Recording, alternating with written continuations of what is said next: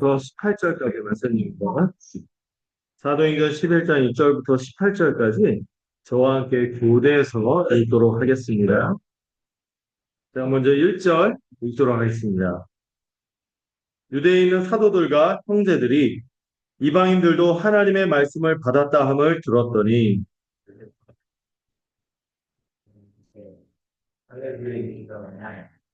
이르되 내가 무할례자의 집에 들어가 함께 먹었다 하니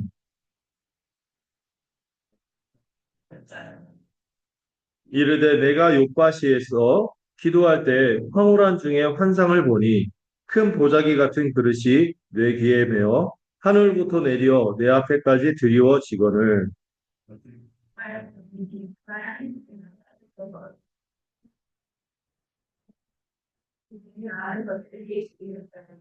또 들으니 소리 있어 내게 이르되 베드로야 일어나 잡아먹으라 하거늘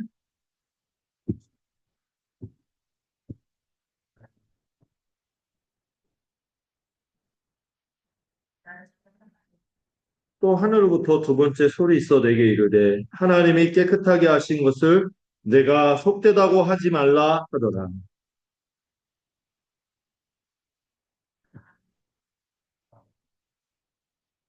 마침 세 사람이 내가 유숙한 집 앞에 서 있으니 가이사랴에서 내게로 보낸 사람이다.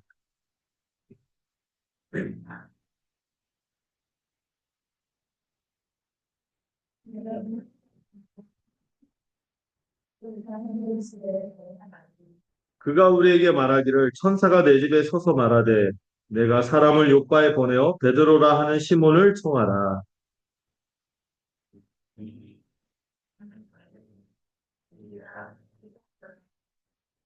내가 말을 시작할 때 성령이 그들에게 임하시기를 처음 우리에게 하신 것과 같이 하는지라.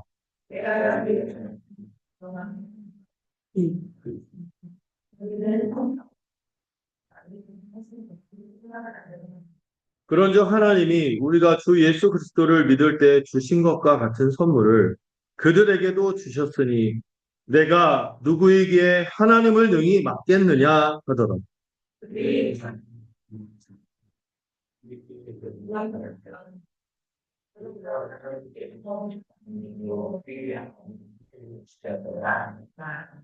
아멘.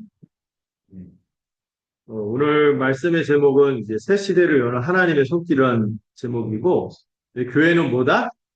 차별이 없는 구원의 식탁을 베푸는 것이 교회라는 것을 오늘 함께 나누고자 합니다. 자, 지난주에 배운 것을 좀 복습해 볼까요? 우리 밖에 나가서 배웠고, 그래서 이 10장 전체 내용이 어떠한지를 좀 기억하면 좋겠는데, 갑자기 어떤 사람이 등장하죠? 고넬류, 영어로 코넬리우스. 자, 이 10장 앞에 9장 끝에 보면은 베드로가 누구의 집에 거했죠? 무두장인, 이 가죽을 다루는, 이 피를 가까이 하고 시체를 가까이 하는 부정한 직업을 갖고 있었던 그게 무두장인 시몬의 집에서 거하고 있었는데 그가 조금씩 이 차별 없는 복음의 은혜에 젖어들고 있음을 보여주는 건데 고넬료를 보여줬죠. 고넬료가 기도하는 중에 베드로를 청하라는 천사의 지시를 받습니다. 아직 성령의 지시를 받지 않고 천사의 지시를 받고 있다는 것을 기억할 필요가 있죠. 그런데 동시에 베드로는 요바에서 그 지붕에서 옛날 그 2층 옥상 거기에서 기도하다가 모르겠어요. 그 가끔 피곤하면 내가 기도하고 있는지 3층천에 가는지 알 수 없는 가운데 환상을 본 거죠. 세 번이나. 부정한 짐승이 가득 담긴 보자기를 보고 깨끗하다. 내가 깨끗하다 한 것을 숫대다 하지 마라. 이런 말씀을 듣습니다. 그런 가운데 베드로가 사실 미신적인 가운데 간 것 같아요. 그 이방인들 앞에서 얘기하는 거는 고넬료하고 이방인들은 기쁘게 그 말씀을 받으려고 막 설레는 표정으로 베드로를 기다렸건만 베드로가 처음에 한 워딩을 보면은 내가 여기 온 게 뭐다? 위법 아니에요, 위법. 이런 얘기하면서 그런데 그러면서도 복음을 담백하게 전했는데 복음의 결론을 맺기도 전에 강단초청이라고 하죠. 오늘 밤 믿으실 분 이거 하기도 전에 사람들에게 뭐가 있겠어요? 성령이 임하는 것을 목격하고 야 이거 성령이 임했는데 어떻게 이 사람들 하나님의 백성 교회로 받아들이지 않을 수 있겠냐. 세례를 주라 하는 그리고 세례를 베풀고 성도의 교제를 누리는 모습까지 살펴보았습니다. 근데 여러분 그 1절에서 3절이 도입해서 우리가 같이 좀 생각해야 되는데 여러분들한테도 오늘 그 유대 교회, 예루살렘 교회가 보였던 모습이 있는지 생각할 필요가 있어요. 이것만큼은 절대 양보할 수 없다! 라고 생각하는 신념, 이런 게 혹시 있을까요? 여러분, 신앙은 괜찮은데, 잘못된 신념은 위험하잖아요. 그런데 그 신념이 있을 수 있다는 거죠. 그것이 바로 예루살렘 교회의 할례자들에게도 있었습니다. 할례자는 뭐죠? 할례받은 유대인. 특별히 할례를 통해서 자기의 자부심을 삼았던, 아니면 빼박 하나님의 백성인지 할례받았어요. 이런 사람들이 있었는데, 이 사람들이 딱 붙드는 게 뭐예요? 할례와 정결법, 응시법을 비롯한 막 씻어대고 음식 가려 먹고 이런 정결법이었는데 왜 이렇게 유대인들이 이 할례와 정결법에 목숨을 걸었냐면은 여러분 이한 400년의 중간기가 있었잖아요. 구약과 신약 사이. 이 구약과 신약 사이 이 400년 또 이 구약이 쓰여질 때도 끄트머리에는 이스라엘이 독립국가였던 적이 있었나요? 늘 식민지였어요. 바벨론의 식민지, 아수르의 식민지, 바벨론의 식민지, 바벨론 지나갔더니 페르시아의 식민지, 페르시아가 끝났더니 이번에 알렉산더가 나타나갖고 헬라 제국을 건설하면서 거기 또 침공했지. 또 알렉산더 죽고 나서 괜찮을 줄 알았더니 알렉산더의 장군 중에 한 명, 셀루커스 이런 사람이 또 막 그 성전을 더럽히고 그 제우스 신상 세우고 돼지 피를 막 뿌리고 이런 일을 겪고 그러다가 로마 제국까지 지금 다스리는 시대잖아요. 모욕의 역사죠. 이방 압제, 이 지난하고 혹독한 역사 속에서 그들이 우리도 그 일제 36년간 뭐를 잃었어요? 말을 잃어버릴 뻔했고 이름을 잃어버릴 뻔했어요. 우리 다 일본 이름 걸릴 뻔했다니까요. 제가 막 히토 막 이런 이름 걸릴 뻔했죠. 여러분들도 어때요? 가타카나 히라가나 일본어로 막 했어야 되는 그런 상황이 있었겠죠. 근데 그런 상황 속에서도요, 유대인들이 지금까지도 지독한 게 뭐예요? 정체성을 지켰는데, 그 정체성을 지키도록 한 두 가지, 꼭 붙은 게 뭐예요? 할례. 나면 무조건 그냥 살갗을 잘라버리고, 그 다음에 정결법을 통해서 어떻게든 나는 하나님의 백성이다. 이거를 구별해서 자기를 정체성을 지키려고 애써왔죠. 어쩌면 그들의 역사 때문에 그들의 이 할례와 정결법에 대한 신념은 이 신앙을 지키고 자기의 이 정체성과 생존을 지키려는 이 보루 같은 거예요. 보루. 그런데 이 충격적인 소식이 들려오면 이방인들도 하나님의 말씀을 받았다. 여기까지 좋아요. 1, 2절에서.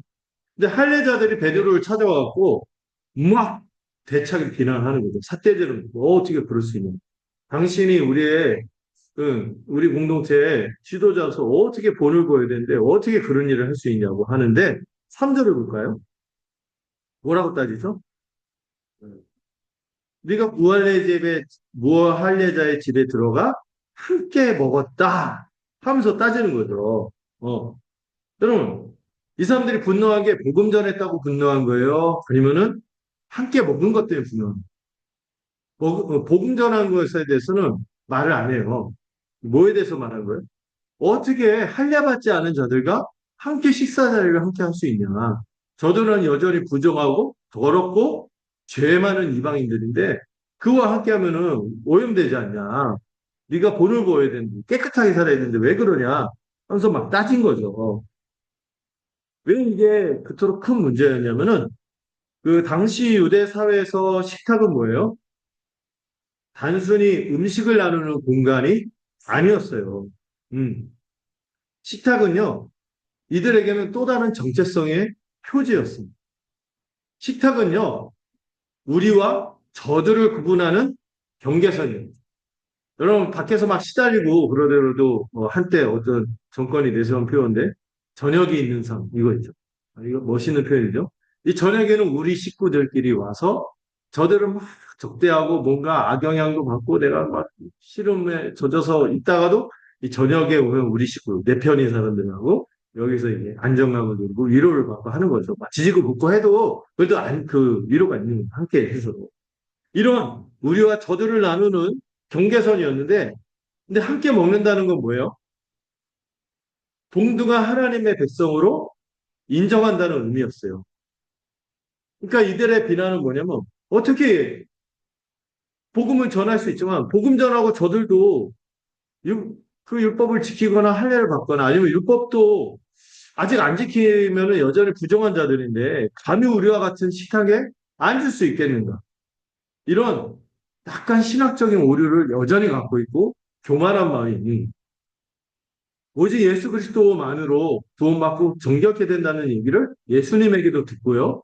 사도들도 말하면서도 이거를 인식 못하는 거예요. 왜? 오래도록 자기들이 지켜온 정체성이 있으니까.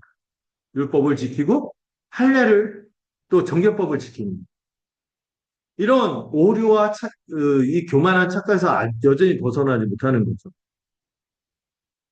이 첨예한 갈등의 한복판에서 우리는 오늘 말씀을 관통하는 중심의 질문이 나오는데요. 자, 뭘까요?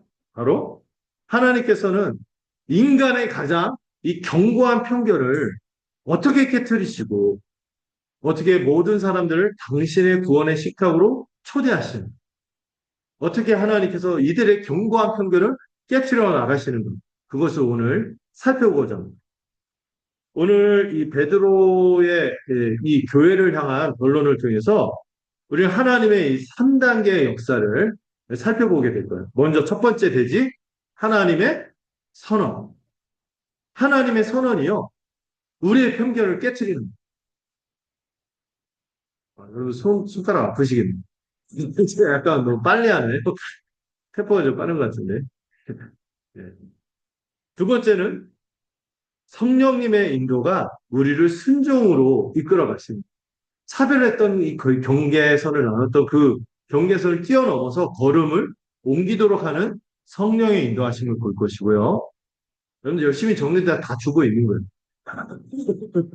세 번째, 성령의 확증이 차별 없는 구원이 이루어졌음을 증명하시는 이 과정을 베드로의 변론을 통해서 살펴보게 될 것입니다. 자, 여기 앞서서 여러분들 오늘 본문을 읽으면요. 이런 생각이 들어요. 어? 앞에서 봤던 얘기 그대로 하네. 그냥 베드로가 입술로 설명해서 그렇지. 앞에서는 그냥 사건을 보여줬다면 여기선 베드로가 그냥 진술하는 거잖아요. 똑같은 얘기가 또 나오네. 누가가 썼잖아요. 누가가 왜 반복했을까요? 그만큼 너무 중요해요. 그만큼 사람들이요. 차별 없이 하나님의 구원의 식탁에 앉을 수 있고 오직 예수 그리스도의 이름으로만 어떤 조건도 따지지 않고 예수 그리스도의 이름으로만 하나님의 식탁에 앉을 수 있다는 구원의 은혜를 그냥 거저 누릴 수 있다는 이거 받아들이는 게 굉장히 어렵다는 거듭거듭 설명해 줍니다. 여러분 이 사람들도 그랬다면 우리는 어떨까요? 우리도 뭔지 모르지만 그런 게 있다는 그렇기 때문에 누가가 그 깨닫도록 이 편견을 깨뜨리는 부분에 대해서 다시 얘기하는 겁니다. 제가 들은 재미있는 얘기인데 어떤 복음서를 보면은 사복음서가 있잖아요. 요한복음은 완전 좀 내용의 흐름이 달라요. 그래서 사복음서라고 하는데 뭐 마태, 누가, 요한은요. 마태, 누가, 마가는 읽다 보면 어때요? 같은 사건이 반복이 되거든요. 어떤 지체가 그걸 딱 보더니 야, 성경책 잘못 인쇄된 거 갖고 왔나. 이랬다는 전설 같은 이야기였어요. 웃으라고 한 얘기겠죠. 그런데 복음서도 마찬가지죠. 왜 반복이 됐을까요? 그만큼 사건이 영적으로 중요한, 신앙적으로 중요한 의미를 가지고 이 우리의 모든 인류 역사에서 계속해서 우리가 마음에 새겨야 될 교회가 품어야 될 진리이기 때문에 그런 것이죠. 이 베드로도요 몇 번이나 반복된 음성을 듣고 환상을 봅니까? 세 번입니다. 이게 굉장히 중요한 거죠. 자, 첫 번째 한번 살펴보겠습니다. 자, 첫 번째 대지 제목이 뭐죠?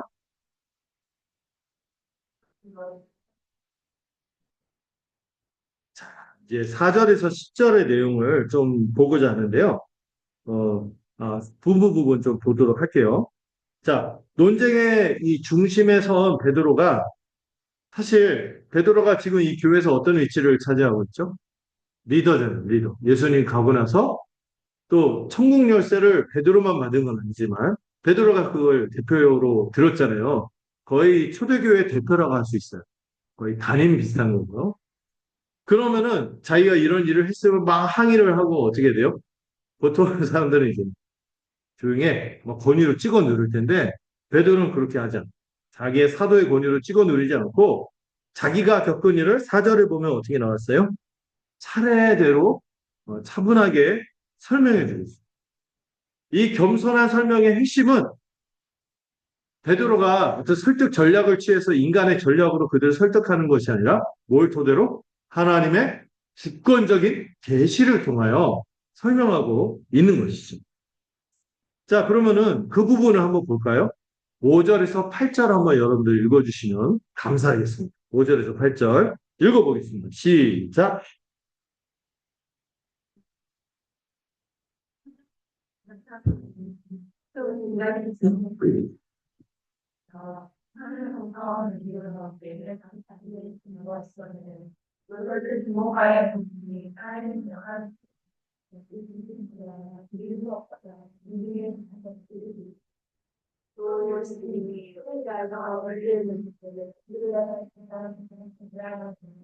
내가 이르되 주님 그럴 수 없나이다.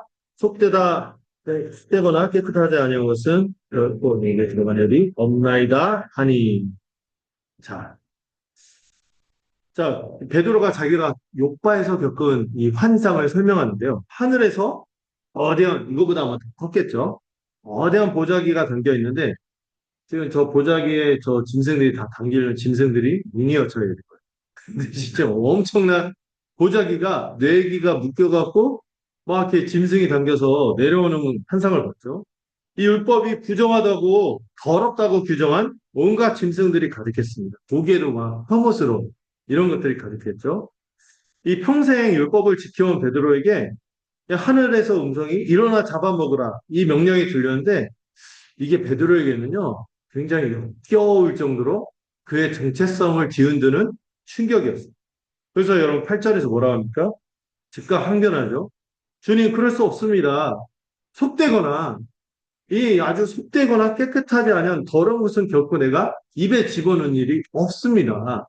이렇게 항변하는 바로 그때 하늘로부터 음성이 세 번이나 반복이 됐죠. 뭐라고요? 한번 읽어볼까요? 시작.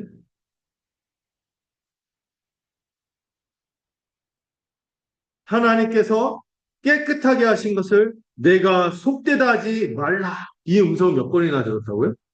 세 번이나 반복해서 들었어요. 거의 그 베드로의 영혼에 각인이 될 정도로 강력한 음성을 들려주신 거죠.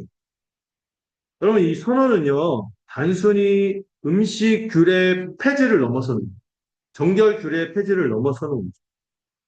이것은요, 정결과 부정을 나누는 기준이 이제 인간의 율법을 준수하는 어떤 행위에 달려있는 것이 아니라 정결과 부정한 것이 정결하게 되는 것이 뭐에 달려있다? 우리의 행위가 아니라 하나님의 주권적이고 절대적인 선언에 달려있음을 선포하는 것. 다른 말로 복음의 대헌장. 내가 깨끗하게 하였으니 더 이상 속되거나 더럽지 않다 하는 이 선언이 복음이 선포된 거죠. 여러분, 하나님께서 이때 깨끗하게 하신 것이 보자기일까요? 뭘 선언하신 거죠? 이제 이방인들도 그들이 믿기만 하면은 내가 깨끗하게 하겠지. 하고 선언하는 거예요. 복음을 선언한 거죠. 하나님께서 허물고자 하신 것은 정결법 자체보다도 그 법을 통해서 유대인과 이방인을 갈라놓았던 차별의 벽이요 담을 허물어뜨리신. 그리고 그 담은 바로 유대인들에게 뭐였죠? 식탁이었어요. 식탁. 한 식탁에 마주할 수 있는 밥상을 마주할 수 있는 식구가 될 수 있는. 식구란 말이 좋죠. 먹을 시계, 이구. 한 밥상에서 같이 밥을 먹는 거는요, 모든 적대감이나 이런 게 저기가 있어서는 할 수가 없어요. 이게 풀어지고 그냥 서로 그를 받을 때만 가능한 것이 밥상이죠.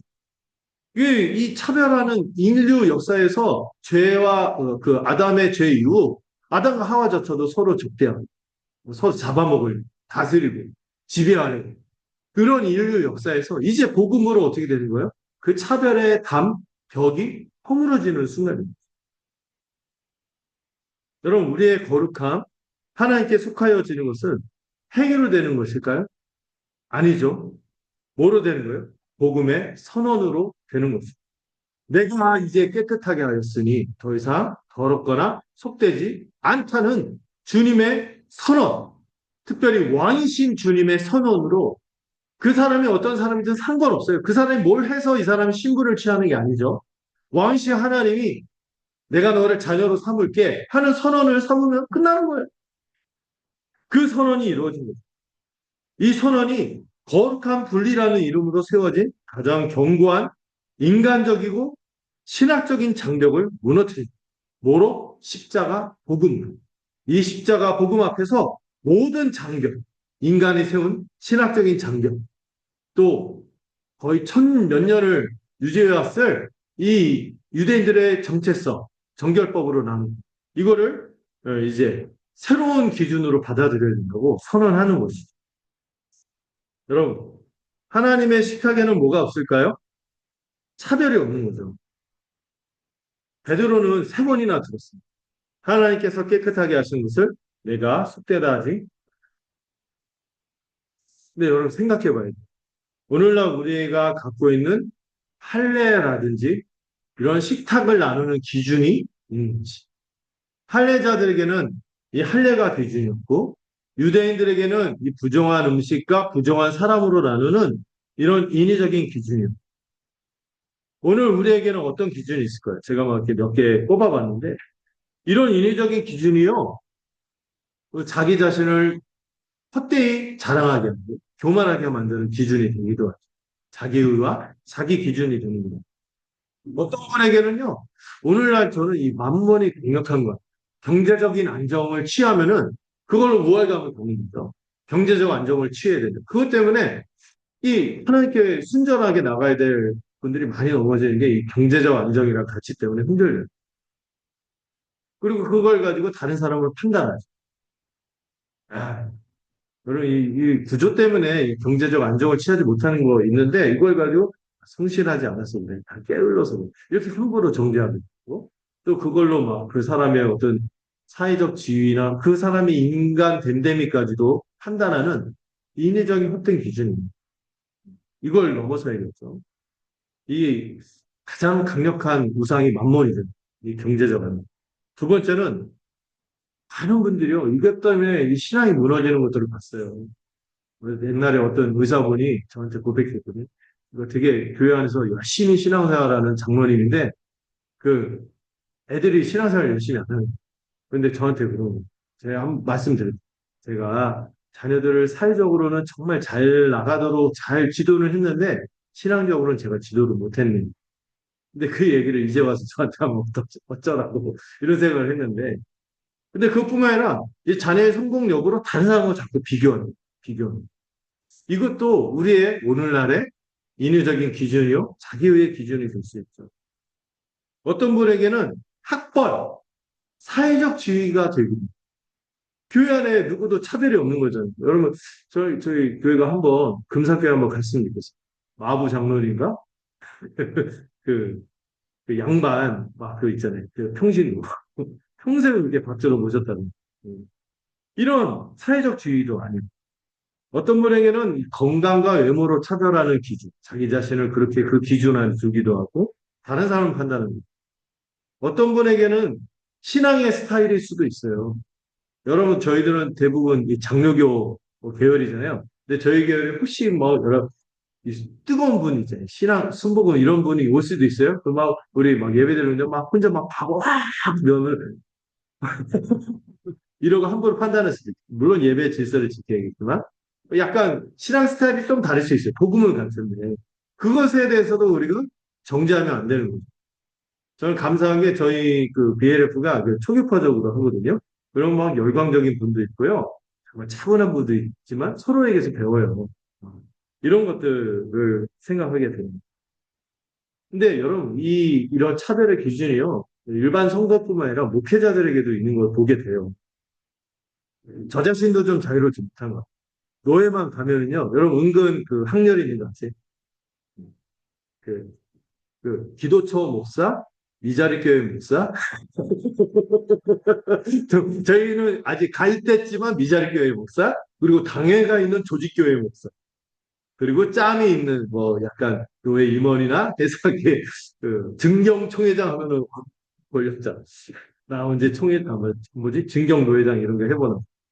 우습지만 이거를 이렇게 바라보는 분들이 있어요. 대부분 안 그런데 그걸 때는 막 이렇게 하는 걸 봐요.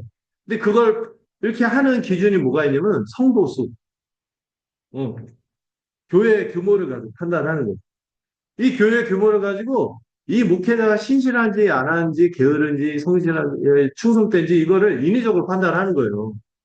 그러면은 좀 교회가 작으면은 이러고 교회가 크면은 이렇게 목에 힘이 들어가고 이건 얼마나 우습습니까? 음. 하나님이 다 뜻하신 다 하며하며 귀한 영혼들을 돌보는 교회의 지도자들인데 그 교회를 하나님의 눈으로 보지 않을 때 그렇게 되는 거죠. 그러니까 저 교회는 우리의 교회만큼 성장하지 못했네. 어. 그런 의미에서 제가 성모교 갈 때 감사한 게, 그 고만고만 하는데, 그래도 그 중에 큰 교회에 있는 분들인데, 서로서로 정말 어떻게든 도와주려고 하고, 한 마음으로 가는 게 참 얼마나 귀한지 모르겠어요. 이런 기준이 없는 거죠.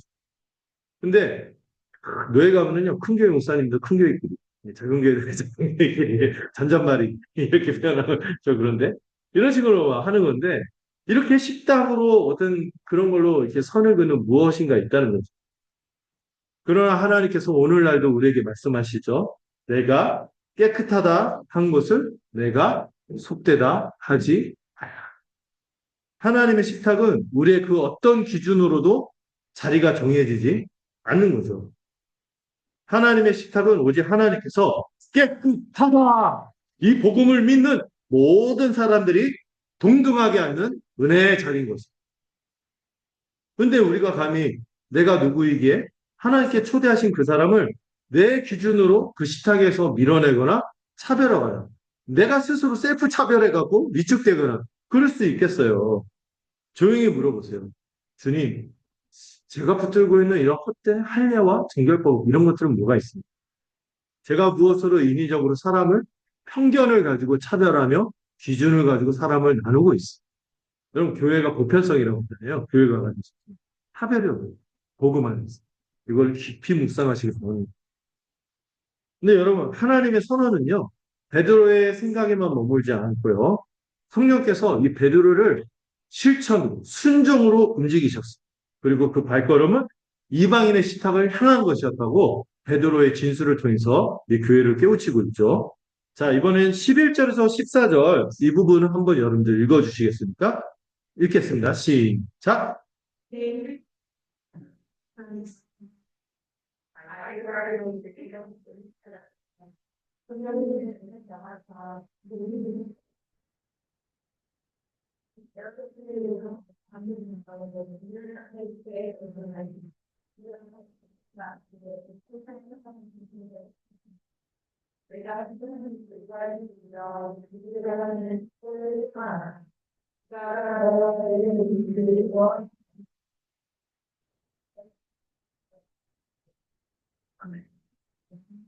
마침 세 사람이 이제 베드로가 있었던 요바에 그 무주장인 시몬의 집에 찾아왔을 때 누가 찾아와서 또 베드로를 설득했습니까?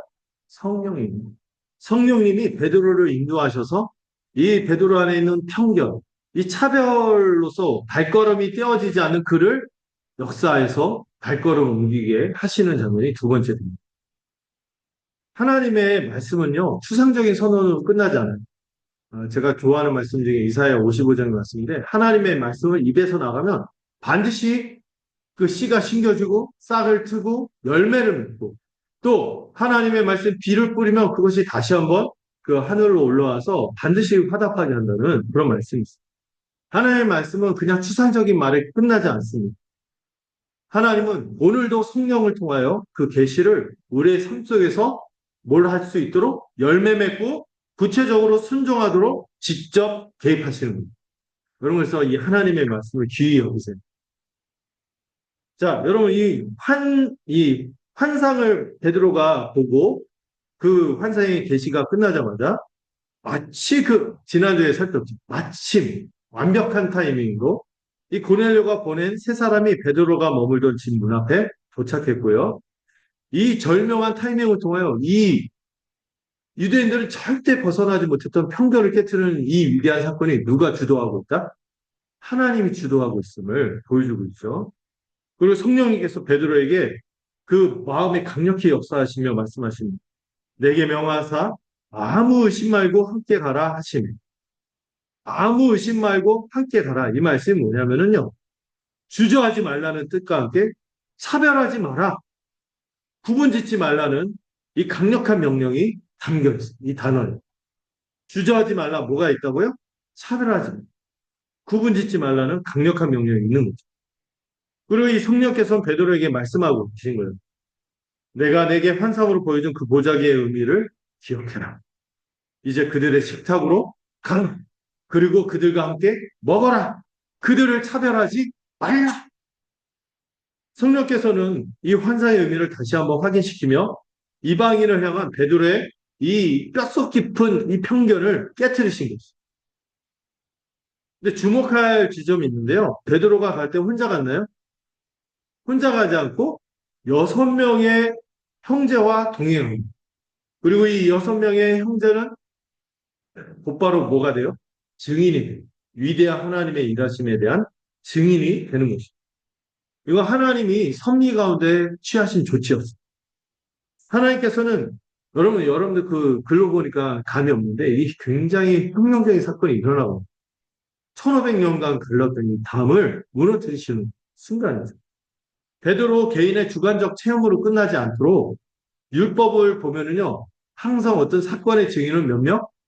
두세 증인이 있어요. 그런데 그 두세 증인을 넘어서 몇 명의 증인? 6명의 증인의 입을 통해 공동체적으로 검증하게 하시고, 이거는 객관적인, 주관적인 주장이 아니라 모두가 인정할 수밖에 없는 객관적인 하나님의 역사로 증언하도록 미리 준비시킨 거예요. 여러분, 이 6명의 증인에다가 베드로가 합쳐지면 몇 명이죠? 7명이죠. 7명, 보통 7은 어떤 수? 완전수죠. 하나님이 이를 주도했다. 이거를 7명이 하나같이 증언할 수 있도록 이를 보게 한 거죠. 지난주 10장에 보면 성령이 내려진 걸 보고 같이 동행했던 유대인들이 어떻게 했어요? 유대인 제자들이 경악을 합니다. 깜짝 놀랐어요. 이건 머리, 기억에서 씻을 수 없는 아주 선명한 각인데, 아주 충격적인 사건이죠. 음. 자, 그러면서 이 13, 14절을 보면은 쌍방향으로 준비가 됐다는 것을 알 수 있어요. 베드로가 고넬료의 집에 도착했을 때 그는 자기의 환상이 일방적인 사건이 아니었음을 확인하게 됩니다. 어디에서도 벌어진 거예요? 저 멀리 떨어진 가이사랴, 50km 정도 떨어졌는데요. 거기서도 동시에 천사가 나타나 요바에 있는 베드로를 청하면서 너와 내 온 집이 구원받은 말씀을 베드로를 통해 일러주게 될 거다. 이거를 들었다는 간증을 이 초대교회 이 공동체에게 들려주는 거죠. 여러분, 이 구원받은 말씀이 뭡니까? 14절에 뭐다? 베드로가 와서 설명한 예수 그리스도의 십자가와 부활의 복음입니다. 이 십자가와 부활의 복음이 이 죽음을 뛰어넘어 모든 이방인과 유대를 가로막는 차별의 벽, 모든 경계를 뛰어넘는 위대한 복음인 것을 베드로가 선언한 것이죠. 요바에서는 베드로, 가이사랴에서는 고넬료. 하나님께서는 이 거룩한 만남의 양편을 동시에 준비시킨 것이죠. 하나님께서는 당신의 식탁에 함께 앉을 두 사람을 동시에 준비하고 계신 한편에서는 유대인, 한편에서는 이방인. 이 동시적인 계획을 통해 베드로는 자기의 순종이 인간적인 판단이 아니라 성령의 분명한 인도하심임을 확신하게 된 것이죠. 여러분, 성령께서는 이 십자가로 허무신 담을 우리의 삶에서도 허무시도록 친히 인도하시는 것이죠. 그래서 여러분, 이 말씀을 기억하세요. 차별하지 말고 같은 식탁으로 가요. 여러분, 성령께서 베드로에게 저들을 차별하지 말고 함께 가라고 명한 것처럼 오늘도 우리에게 말씀하고 계십니다. 하나님께서 깨끗하게 하신 그 사람과 차별하지 말고 같은 식탁으로 가라. 사람들 안에는 끊이지 않고 나누는 이 갈등, 차이를 부각시키는 이 죄성에서 비롯된 보이지 않는 선들이 많아요. 보통 교회들에서 식사할 때도요, 사람들이 모여 있는 거 보면은 경제 수준에 따라 모이기도, 교제권을 임의로 나누는 거죠. 학력 수준에 따라서 나누는 경우도 있고, 나이 차에 따라서 이렇게 하기도 하고, 연우와 제가 같이 밥을 먹을 수 있어요. 또 성별도, 또 어떤 경우 우리 교회는 그런 경우 없겠죠. 정치 성향이 다른 사람이 있을 수도 있어요. 그것 때문에 왜 교회 안에서도 뭐 이렇게 척을 지는, 그러면 안 되는 거죠. 신앙 스타일이 달라서 그럴 수도 있어요. 어떤 분은 좀 자유분방할 수도 있고요. 그러나 복음은 있어요. 어떤 분은 약간 너무 모범생, 틀에 잡히고 그런 어떤 성향 때문에 그런 사람이 있겠죠. 그럼에도 불구하고 서로 넉넉히 받아주면서 가는 게 교회인 거죠. 어떤 경우 대화가 잘 안 될 수도 있어요. 우리가 보면 어떤 분은 좀 이렇게 약간, 살아온 결이 다르구나, 이런 거 느낄 때가 있잖아. 이런 게 있을 수 있어요. 대화가 안 통할 수도 있고. 근데 이걸 가지고 이런저런 선을 긋고 그걸 고착화시키고 예배 후에도 식사 자리에서 또 주중에서 교제할 때도 그런 사람은 끼리끼리만 이렇게 교제권 안에 그냥 무의식적으로 피하는 의도한 게 아닌데 그냥 편한 사람들끼리 모이게 되는 이거를 극복하는 것이 교회입니다. 교회 항상 문제가 발생할 때 그런 것 때문에 또 문제가 발생하거든요. 우리가 한 몸이다. 이거를 진심으로 믿고 가야 하는 거예요. 성령님께서 이렇게 물으십니다. 내가 그 사람을 내게 보냈는데 너는 왜 다른 곳으로 가? 내가 그 사람과 너를 같은 식탁에 앉히고 밥상에 앉아 교제하게 했는데 너는 왜 거부하나? 여러분 우리 각자에게 한번 또 물어보는 거죠. 성령님께서 나를 누구에게 보내고 계실 내가 무의식적으로 피하고 있는 그 사람은 혹시 성령께서 내게 붙여준 사람은 아닐까? 이렇게 물어보는 거예요. 그리고 베드로가 오늘 그 키워드 중에 하나인데 내가 누구이? 베드로가 그러죠. 내가 누구이? 여러분도 속으로 생각합니다. 내가 누구이기에 성령님께서 같은 식탁으로 인도하신 그 사람을 거부할 수 있겠습니까? 자, 이제 베드로가 고넬료의 집에서 그 이방인의 식탁에서 복음을 전하기 시작할 때 바로 그때 놀라운 일이 일어났습니다. 지금도 놀라운 일이 일어납니다. 세 번째 돼지. 자, 세 번째 돼지 제목이 뭐라고요?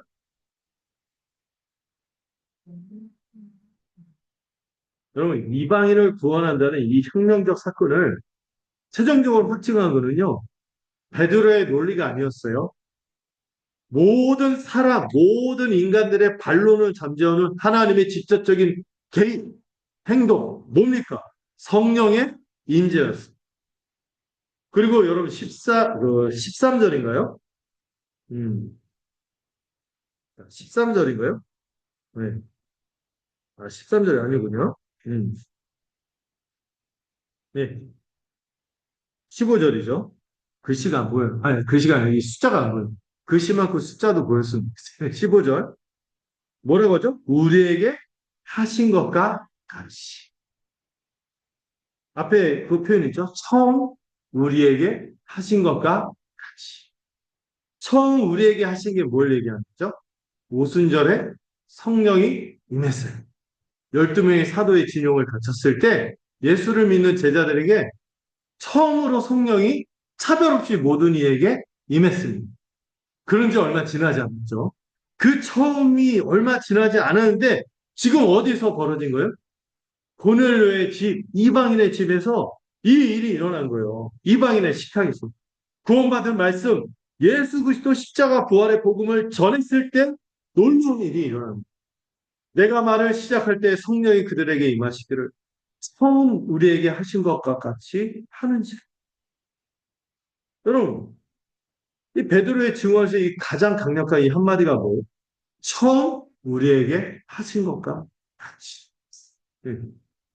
이 고넬료의 집에서 일어난 성령 강림은 바로 오순절 마가다락방에서 유대인의 제자들에게 임했던 성령 강림과 완전히 똑같은 사건이었음을 지금 베드로가 선포하고 있어요. 저 그림을 보세요. 성령이 임했는데, 자, 성령에 임하는데 뭐 같아요? 제가 예배 끝나고 우리 주일학교 친구들한테 해주는 거 비싼 게 보장.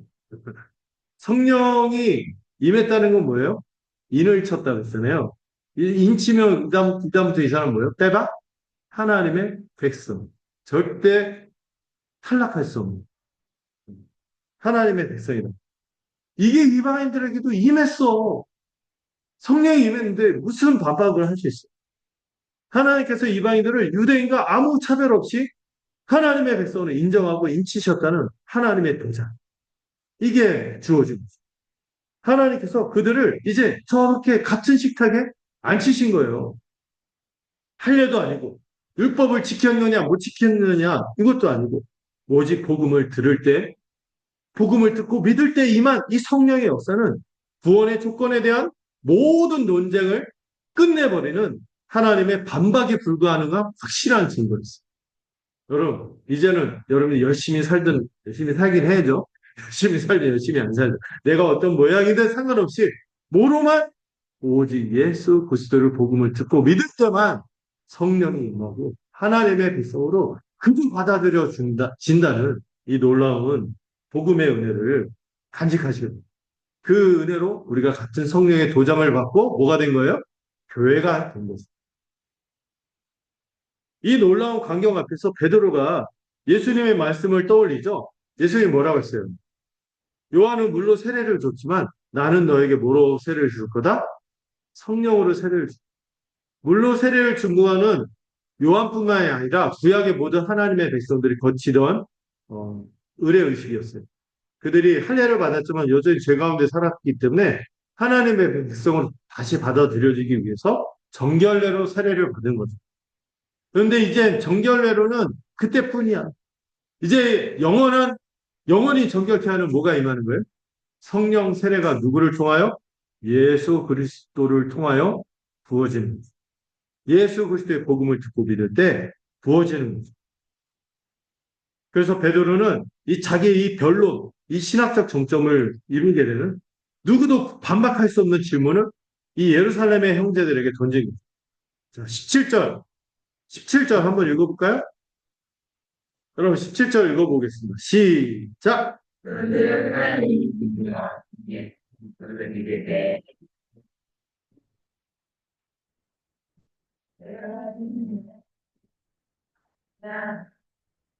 자, 이 표현이 인상적이에요. 내가 누구이기? 내가 아무리 편견에 찌들어 있어. 또 내 민족의 정체성이 1500년간 이런 정체성이 묶여 있다 할지라도 내가 이것만큼은 안 돼, 이거는 안 돼 하고 방어하는 것이 어떤 것이 있다 할지라도 여러분 그런 순간이 있을 때마다 이 말씀을 기억하세요. 내가 누구이기?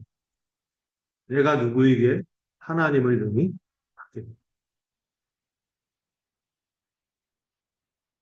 여러분 오늘날 우리가 하나님을 막을 수 있다고 생각하는 이런 편견과 차별과 이 오해들이 뭐가 있을까? 아까 제가 그 할례와 정결법 오늘날의 인위적인 기준들이 오늘날 이 경제적 수준, 학력 수준 이런 걸로 나눈다고 했어요. 할례자들은 할례와 정결법이라는 기준으로 사람을 판단했고요. 할례, 음식, 그 민족적 혈통 이걸로 나누는데 오늘 우리의 할례는요 경제적 안정일 때가 많아요. 안타깝게 교회에서도 이 교제를 할 때도 이 경제 수준에 따라서 사람들의 계층이 그 사회에서 나누듯이 교회에서도 그런 교제권을 나누게 되는 일들이 비극적으로 펼쳐지기도. 또 이 자녀의 학업 성취 때문에 막 그렇게 하는 거죠. 우리는 이것으로 사람을 판단하고 이것으로 식탁의 자리를 정하고 있지 않는지. 저 집은 경제적으로 좀 그래서 저 집에는 이렇게 공부를 못하는. 그래서 막 이렇게 나누는 거죠. 이런 생각으로 하나님의 식탁에서 그들을 밀어내고 있지는. 근데 베드로의 질문을 생각해 보는 거예요. 하나님이 그들에게도 같은 선물을 주셨으니 내가 누구에게 하나님을 능히 받겠느냐. 여러분, 오늘 이 질문을 오늘 우리의 언어로 바꿔봅니다. 하나님께서 그 사람에게도 같은 성령을 주셨는데 내가 누구에게 나의 기준으로 그를 우리의 식탁에서 밀어낼 수 있겠니? 그 사람이 누구일까요? 어떤 분에게는 경제적으로 불안정한 지체일 수도 있어요. 왠지 저 형제하고 교제하고 그러면 내가 막 수렁에 빠지고 내가 뭔가 내가 뭔가 해야 될 것 같은 그 부담감, 저 삶에 내가 개입하면 끝도 없을 것 같아. 이것 때문에 주춤주춤할 수도 있어요. 어떤 분에게는 그 집안에 별 볼 일 없는 그런 가정일 수도 있어요.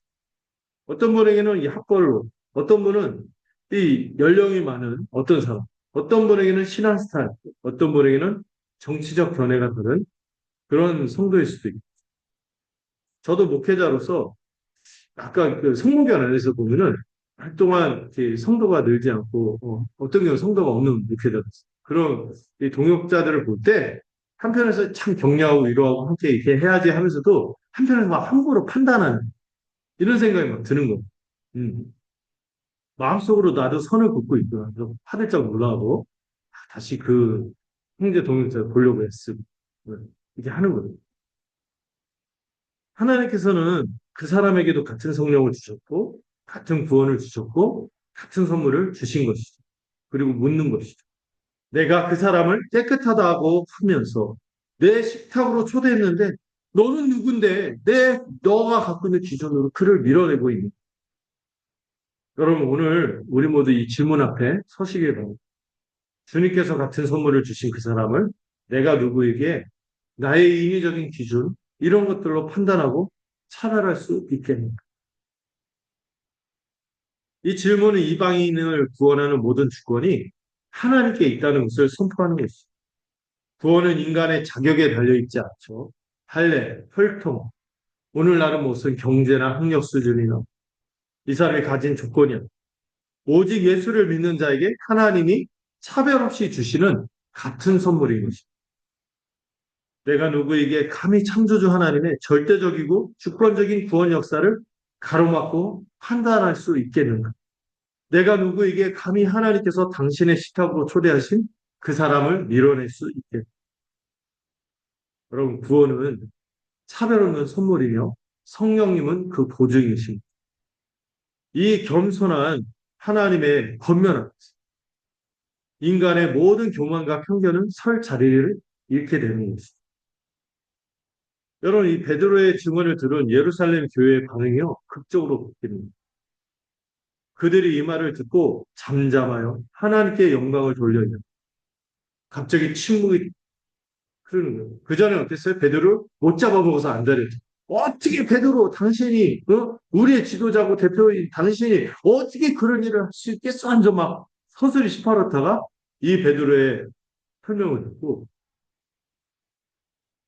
찬물이 끼얹는 거죠. 침묵이 흐르고 그리고 이내 어떻게 됐습니까? 하나님께 영광을 돌리며 그러면 하나님께서 이방인들에게도 생명 없는 회개를 주셨도다 하고 하나님을 찬송합니다. 극적인 변화가 일어납니다. 날선 비난이 경외감에 사로잡힌 거룩한 침묵으로 바뀌었고 이것은 그들의 당혹스러운 패배의 침묵이 아니라 자신들이 지금까지 하나님을 대적하며 자신들이 하나님을 대적하고 하나님에게 시비를 걸고 논쟁하고 있었음을 깨달은 자의 굴복이었던 겁니다. 내가 이런 편견에 쌓여서 하나님의 큰 역사를 가로막고 있었고 이걸 깨닫는 순간 침묵할 수밖에 없었고 그리고 그 잠잠함은 마침내 하나님이 행하시는 이 승일에 대한 찬양으로 터져 나오게 된 것입니다. 사랑하는 성도 여러분, 다시 한번 물어보는 거죠. 하나님께서 같은 선물을 주셨는데 우리가 누군가를 차별하진 않았습니까? 하나님께서 같은 성령을 주셨는데 우리가 누구를 속되다 하겠습니까? 하나님께서 이미 당신의 식탁에 함께 앉히셨는데 우리가 누구에게 그 누군가를 우리의 식탁에서 밀어내겠습니까? 하나님께서 깨끗하게 하신 것을 내가 속되다 하지 하나님께서 같은 식탁에 앉히신 사람을 내가 차별하지 마야. 그러므로 여러분 교회는 뭐라고요? 차별이 없는 구원의 밥상, 구원의 식탁입니다. 오늘 우리는 이 예루살렘 교회가 겪었던 이 치열한 신학적 갈등과 그 위대한 불복의 과정을 보았습니다. 하나님께서는 이 혈통으로 가로막혀 있던 유대인 중심의 좁은 울타리에 이 가둬져 있었던 저렇게 막 벽이 가려져 있었잖아요. 얼마 전에 코로나 때 기억이 나는데 저렇게 갇혀있던 교회를 향해서 당신의 구원 계획이 아브라함에게 약속하신 대로 온 열방을 향하고 있음을 명백히 보여준 것입니다. 환상을 통한 선언을 통해 성령의 인도하심을 통한 순종을 성령의 확증을 통한 증명을 통해 이 모든 과정을 통해서 하나님께서는 이 교회의 경계를 허무시고 차별 없는 구원의 식탁으로 새 시대를 여신 것입니다. 이 2000년 전에 일어났던 잠잠함과 찬양이 오늘 살아가는 우리 교회에게도 동시에 두 가지 질문을 던진다고 생각합니다.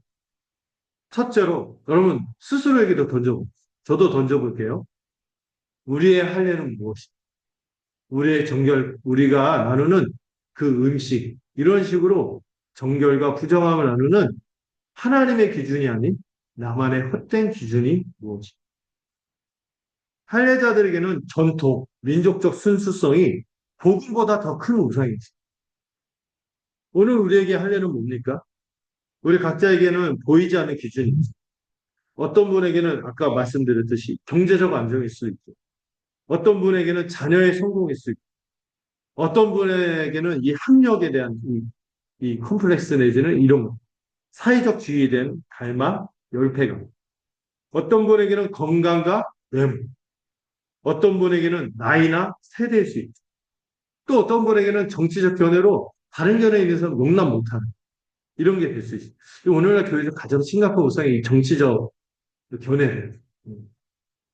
또 어떤 분에게는 신앙의 스타일이 되고, 심지어 저 같은 목회자에게도 목회의 성공이란, 외적인, 양적인 성공이란 이 교회의 성장이 그 사람에게 장애로 경계선을 넘는 할례가 될 수 있다는 것.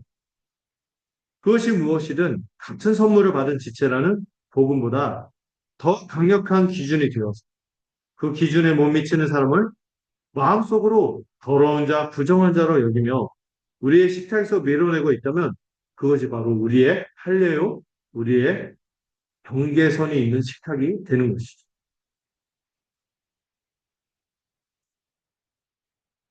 그럼 조용히 우리가 묵상하면서 좀 물어볼 필요가 있어요. 주님, 저의 할례는 무엇입니까? 제가 무엇을 기준으로 여전히 사람을 판단하고 차별하고 있어요. 여러분들 딱 보면은 가만히 있으면 여러분 우리가 내가 아무도 차별 안 하지 사회 동포주의 그런데 은근 있어요. 있어요. 어떤 기준으로 주님께서 이미 식탁에서 초대한 그 사람을 밀어내고 있을 수 있다는 거예요. 그럴 때 여러분 17절의 베드로의 질문을 생각하죠. 하나님이 그들에게도 같은 선물을 주셨으니 내가 누구이기에 하나님을 능히 하나님께서 이미 여러분의 식탁에 초대한 그 사람은 우리 자신이 누구이기에 나 자신의 할례로 판단하고 차별할 수 있겠습니다. 두 번째로 우리는 차별 없는 식탁을 펼치고 있는지 생각을 해봐요. 교회는 이 세상 속에서 유일한 대한 공동체로 부름받았다고 저는 생각합니다. 세상이 경제력, 학력, 또 이런저런 그 차이로 사람을 나누고 서로 다른 식탁에 앉을 때 교회는 모든 장벽을 뛰어넘어서 함께 먹으며 그리스도 안에서 한 몸임을 증언하는 차별 없는 식탁을 보여줘야 하는 것이죠. 그것이 교회가 존재하는 이유예요. 세상이 감당할 수 없는 가장 강력한 선교적인 선언입니다. 오늘날도 저 금산교회가 관광지처럼 이렇게 딱 남아있는 이유가 뭐예요? 반상의 차별이 있고 남녀의 차별이 있었던 그 교회. 여러분 그 교회 보면은 어떻게 되어 있는지 아세요? 기역자로 되어 있어요. 왜 기역자인지 아세요? 남자 하는 자리, 여자 하는 자리. 그러다가 어느 날 이게 허물어지고 한 교회를 또 그거보다 더 뿌리 깊은 차별이 뭐예요? 반상의 차별이었어요. 근데 이 양반이 자기의 마부를 담임 목사로 모시고 선교사로 보내고 장로로 옹립해. 자기보다 먼저 장로라 뽑혔는데도 보통 어떻게 하죠? 삐져서 교회를 떠나요. 근데, 그래 평생 동안 자기 자녀들한테 당부하면서 이분을, 이 조덕산 장로님을 저기 섬겨야 된다 하는 이 훌륭한 이장은, 이런 일들이 일어나는 게 교회예요. 그러면 여러분, 이 두 가지를 우리가 이번 주간 계속해서 묵상하며 실천하면 좋겠는데, 우리 안에 혹시 환례가 있다면, 환례가 있다. 여전히 안에 그런 기준이 있다면, 경제 기준, 학력, 건강, 나이, 신앙 스타일, 그게 무엇이든 내가 사람을 판단하고 하나님의 식탁에서 밀어낸 그 무언가를 회개하시겠다. 또 물어보는 거예요. 주님, 여전히 내가 하나님이 아니라 내 기준으로 마음속으로 무시하거나 차별한 지체가 있지는 않았는지, 제가 같은 식탁에 앉기를 주저하는 그 사람은 누구일까요? 할 때 누군가 떠오른다면 그게 성령이 알려주죠. 그리고 17절을 기억하시는 거예요. 하나님이 그들에게도 같은 선물을 주셨으니 내가 누구에게 하나님을 능히 받게. 하나님께서 깨끗하게 하신 것을 내가 때다 하신, 그리고 그 편견을 회개하시고, 두 번째로 차별 없는 식탁을 실제로 우리가 실천해 보는 거예요. 이 주일 예배 후에 우리가 이번 주 중에 평소 불편하게 여기거나 거리를 둔 마음속에서 출교까지는 아니더라도 마음속에서 밥상을 나눴던 그런 지체가 있다면 다가가는 거죠. 안부도 묻고 연락도 해보고 또 만나서 식사도 한 베드로가 고넬료의 집에서 그 이방인의 식탁에서 함께 먹었던 것처럼 우리도 차별 없는 우리 집 식탁을 펼치시는 거예요. 교회에서 우리가 공동 식사하는 것도 우리가 한 식구다. 차별 없이 이 복을 누린다. 이거를 확인하는 성례전적인 의미가 있는 거죠. 그걸 확대해서 우리의 일상에서도 그걸 펼쳐보는 거죠. 함께 밥을 먹고 이야기를 하고 우리가 함께 서로 비별 언덕이 되고 기도할 만한 어깨가 되어서 살아가는 거죠. 이게 세상이 감당할 수 없는 가장 강력한 복음의 증언이요, 증거가 될 것입니다. 내가 누구에게, 여러분, 하나님께서 지금도 우리가 만든 경계선을 넘어서 일하고 계십니다. 이제 우리의 익숙한 울타리, 내가 만든 편견의 벽, 나의 경제력, 이걸 위해서 내가 해조하고 있는. 또, 우리 많은 또 분들이 이 자녀의 우상에 빠져있거든요. 자녀의 학력. 이거 교만한 할례를 내려놓고, 베드로의 이 겸손한 굴복으로 응답하시기 바랍니다. 하나님이 그들에게도 같은 선물을 주셨으니, 내가 누구에게 하나님을 능히 맡겠는가? 하나님께서 이미 당신의 식탁에 초대하신 그 사람을 내가 누구에게 나의 식탁에서 밀어낼 수 있겠는가? 다시 한번 기억하시기 바랍니다. 뭐라고요? 하나님께서 깨끗하게 하신 것을 내가 속되다 하지 않아. 하나님께서 같은 식탁에 앉히신 사람을 내가 차별하지 않아. 이 말씀을 기억하시고 이번 한 주간 살아가기를 바랍니다. 우리 교회가 하나님께서 이미 깨끗하다 하신 모든 영혼을 향해 세상이 감당할 수 없는 이 차별 없는 복음의 식탁을 펼치는 거룩한 통로가 되기를 우리 주 예수 그리스도의 이름으로 간절히 축원드립니다. 기도하겠습니다. 하나님 아버지, 오늘 우리에게 베드로의 겸손한 고백을 들려주셔서 감사드립니다. 하나님께서 깨끗하게 하신 것을 쑥되다 하지 말라는 이 말씀이 우리의 마음에 깊이 새겨지게 하여 주시옵소서. 내가 누구에게 하나님을 맡겠느냐라는 이 고백이 우리의 입술에서 터져나오도록 하여 주시옵소서. 우리 안에 있는 할례가 있다면, 사람이 만든 기준이 있다면, 경제라든지 경제 수준, 학력 수준, 성공이라는 우상이 있다면 회개하도록 우리를 이끌어 주시옵소서. 이번 주 또한 주님께서 깨끗하다 하신 그 지체에게 먼저 다가가 차별 없는 우리 집의 식탁을 펼칠 수 있는 용기를 주시옵소서. 우리 또한 교회가 함께 이 세상 속에서 차별 없는 복음의 식탁을 보여주는 대한 공동체가 되도록 축복하시고 인도하여 주시옵소서. 예수님의 이름으로 기도드렸습니다. 네.